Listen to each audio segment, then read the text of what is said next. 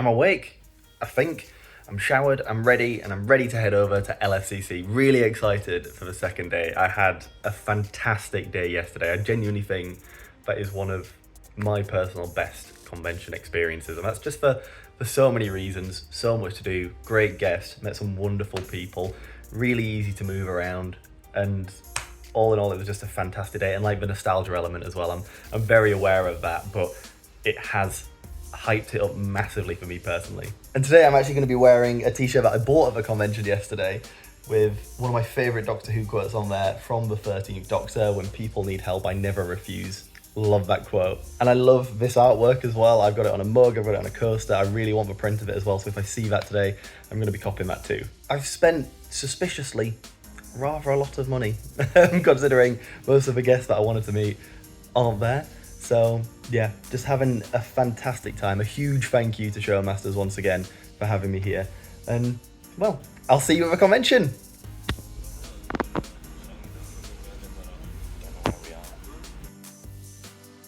I think we're going the right way. And we were going the right way. In a journey that shouldn't have taken us quite so long, we'd made it to Olympia Exhibition Centre. We're now in Olympia for LFCC 2024 on the Sunday. Decent buzz. It's a little bit quieter than yesterday.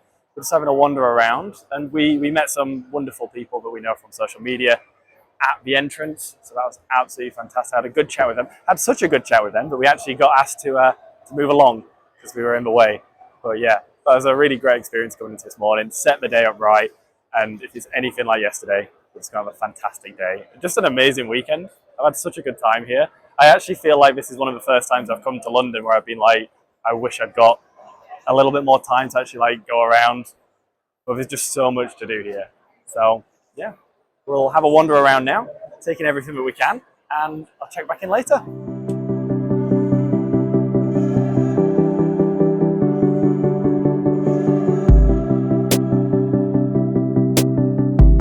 With just the one hall open at Olympia this year, there weren't quite as many merch sellers, as many stalls as there have been at previous London Film and Comic Cons. However, because of this, there was a lot more open space and it was much easier to actually get around and take things in. And there was a lot to take in. During my search for merch, I actually found things that I've been looking for a long time, such as these Doctor Who prints.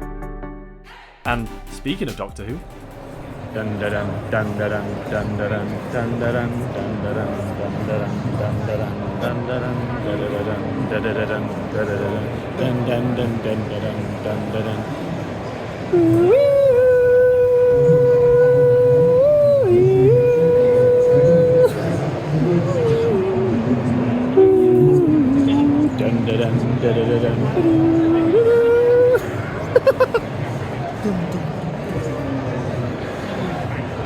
You landed that then. Thank you. Yeah, you did. You smashed that. Yeah, you took it home for us. And after taking a trip through time and space, it was time to head over to the galaxy far, far away.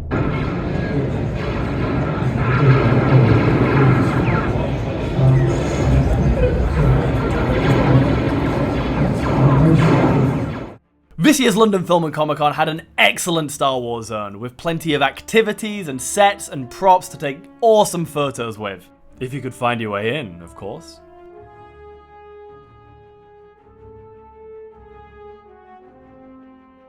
There's also this relatively small section in the Star Wars zone celebrating the 25th anniversary of The Phantom Menace with some of the collectibles, merch and toys that were on offer in 1999 when the film came out.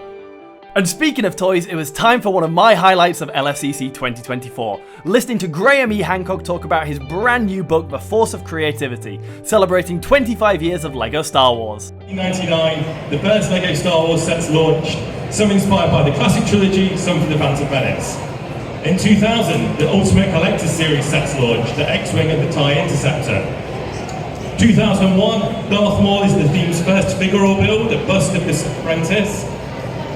2002, short legs were introduced. In 99, Anakin Skywalker was the same height as everybody else, but now Yoda and the Ewoks can be the right height compared to other minifigures. 2003, mini building sets. Now we get these in polybags, but back then you'd get a clamshell with a couple of them in and some bonus bits to build something else. 2004, LEGO Star Wars starts to revisit some of the classic models that they've already done. The Snowspeeder, Landspeeder, Falcon, X-Wing. And then in 2005, LEGO Star Wars, the video game, redefines what that concept can be. It spawned an entire franchise with dozens of games with different licenses, and has inspired every LEGO game that has come since. 2006, the first play scale Star Destroyer.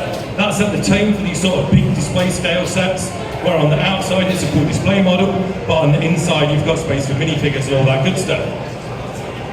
2007, the Ultimate Collector Series Millennium Falcon delivered the Hancock junk like never before. At the time it was the biggest ever LEGO set released, and certainly the most expensive. In 2008, begun the Clone War has. The LEGO group went all in on set for that particular film and animated series, with some really nice big models, some that were even in scale with minifigures. Sometimes a good idea comes around too early, and in 2009, the midi-scale Millennium Falcon didn't exactly fly off shelves, but as you can see, it kind of inspired what's become the Starship collection today. 2010, Ultimate Collector Series finally gave a prequel ship the big, proper, detailed treatment, Obi-Wan Kenobi's Jedi Starfighter. 2011, first ever LEGO Star Wars Advent Calendar. We used them now, but at the time it only tended to be City that got one of those. 2012, Planets was introduced as a new collectible pocket money price series, and then Micro Fighters was soft launched as convention exclusives.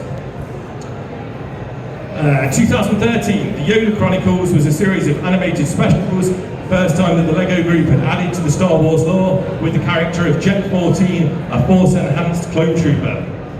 In 2014, the best cameo ever in the movie happened when the Millennium Falcon turns up in the LEGO movie just in time, and Lando's able to complement Batman's sweet space cape.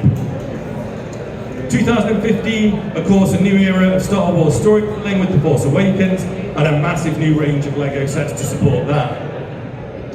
2016, the Freemaker Adventures takes the collaboration between LEGO and Lucasfilm to the next level, as they actually go all in together on a long-form animated series with some nice tie-in models. 2017, BB-8 brings back buildable droids with functions, kicking off a series that has continued since. In 2018, the last of the buildable figures were released with a new version of Darth Vader. 2019, Droid Commander brings back an idea from '99, using the LEGO Boost platform to provide a set of codable droids that you can actually move around your room. 2020, the LEGO group beat Hasbro to the punch on this one with a big ultimate version of the Mos Eisley Cantina that proved how much adults want playsets too. 2021, the Ultimate Collector Series had come back into fashion with the Falcon in 2017 going super big, but the AT-AT was the most surprising yet, as the designers managed to make a model of that size and scale stand on 4 spindly legs. 2022, the Diorama Collection, that's better, presents a new way of capturing iconic scenes from Star Wars in a way that's different to a traditional playset. 2023, a set that fans had seen as a sketch model 15 years before was finally released as an official model, the Yavin 4 Rebel base. 2024, clearly the highlight of the year is Star Wars, the Force of Creativity. No, not really, I'm kidding. There's lots of cool things happening in this anniversary year, but I picked out the Creative Play Droid Builder set just because it's so weird, wacky and wonderful. So Rebuild the Galaxy is a new animated content coming to Disney Plus in September. It's going to tell the story of a minifigure who accidentally removes the crucial piece that holds the galaxy together and sees everything fall into disarray. And there's something really cool about it, because not only is it going to be really funny, it's going to be really comedic, but it kind of tells us what's special about the collaboration between LEGO and Star Wars. LEGO's all about creativity. LEGO Star Wars is about creating with the galaxy far, far away, rebuilding it the way you want it to be, and this animation is going to deliver that in what looks like a really fun, elegant way. And the creators are really clearly deep LEGO Star Wars fans, because Jedi Bob is of course back in it. And the models for that are going to launch on August the 1st. We might have some cool stuff coming down the line in Blocks magazine around it as well. But thank you so much for spending some of London Film and Comic Con with me. It's been really fun to share what I've been working on and share the passion for LEGO Star Wars. So thank you. As someone who really appreciates a book that you can clearly tell has had a lot of thought, consideration and passion put into it, I've been so excited for the force of creativity. But I am even more excited after listening to the passion that Graham has for Lego. I'm also so grateful to him for actually taking the time to talk to me afterwards. That was such a wonderful experience that meant so much to me, and it was so cool to be able to nerd out about Lego with someone who actually knows the deep cuts that I'm talking about. After Graham's amazing talk about his fantastic new book and our incredible conversation, it was time to finish off LFCC in style. I don't remember any of the moves to this dance. I must have done it a million times as a child. Well, I remember that. Woo! Don't think he needed to do with a carrier bag on his hand, but... It was getting towards the end of my time in London for London Film and Comic Con, so we decided to head upstairs and have one last look around the guest area at all of the amazing guests that had attended this year. And of course, because this is the event where I started filming my Comic Con experiences 2 years ago, I had to recreate some iconic Woody Strikes Back shots. Wait, my last voiceover line in this video shouldn't be back shots. Oh, now the time has come to say goodbye to London Film and Comic Con 2024. I want to start by saying a huge thank you to Showmasters for having me here. It's been an absolutely fantastic weekend. I've just had such a great time. There's been so much to do. The organisation's been fantastic and just a great atmosphere. I've loved meeting the guests and just meeting people and talking to people as I've been wandering around. It's been really great. I've really, really loved it. And on so many different levels as well. I've mentioned it already, but like the nostalgia element, I love coming to this convention anyway. And I feel like this is one of my favorites, very easily, one of my favorite conventions ever. It's been really nice that I've actually been able to move around and walk around and see so much and do so much. It's been great. Today has been a lot quieter and they have only opened the one hall, whereas usually, or for a few years they opened 2 halls, or at least 2 halls. I think the first year I was here, they had 3 halls open, but one was just for queuing. So there's, in terms of actual like merch sellers and stalls and stuff like that, there might not be as much, but to be honest, I've not really noticed that. It's felt like a lot to do and like take in and see, and I really, really love that there's been a lot of emphasis on the artist. The artist alley is downstairs and it takes up, I'd say probably almost half of the hall, definitely just over a third. In fact, yeah, no, it is definitely half of the hall because we've got all the comic artists here on this side as well. So yeah, it's been great to see that. I think the guests have been decent value as well. They've not felt too overpriced. I've had a fantastic time. I've had a fantastic weekend. I've absolutely loved every second I've spent in Olympia this year. So I think, in my personal opinion, I'm going to give this convention a solid 8.5, 10. I've had an amazing time. There has been so much to do. The only thing that I would say is maybe a couple more guests to really, get the hooks into me, like a really solid Star Wars guest. But that is just me personally. I think we've had some great guests. We've had like Rupert Grint, Ray Winston, Denise Richards. I also want to say a massive thank you to Martin to put up with me for an entire weekend. It's no small feat. Have you had a good time, mate? How's your weekend been? Brilliant. Loved it. Best weekend. Fantastic. That's really good to hear, man. Thank you so much. I really appreciate it. We've had a great time together. Lots and lots of laughs, which that's what it's all about, isn't it? And now it's time for me to head on over to Victoria Coach Station, get on the coach back to Sheffield and say goodbye to London Film and Comic Con. And I really wish I got more time here. I really do. And it's a bittersweet feeling because I had an amazing time, but to want more time, you know that it's been good. So a huge thank you to Showmasters, a huge thank you to Martin, and a huge thank you to all of you watching the video. Really, really appreciate it. Make sure to like and subscribe for more Comic-Con content, more nerdy content, and I will see you in the next video. Stay safe, stay healthy. Ciao for now.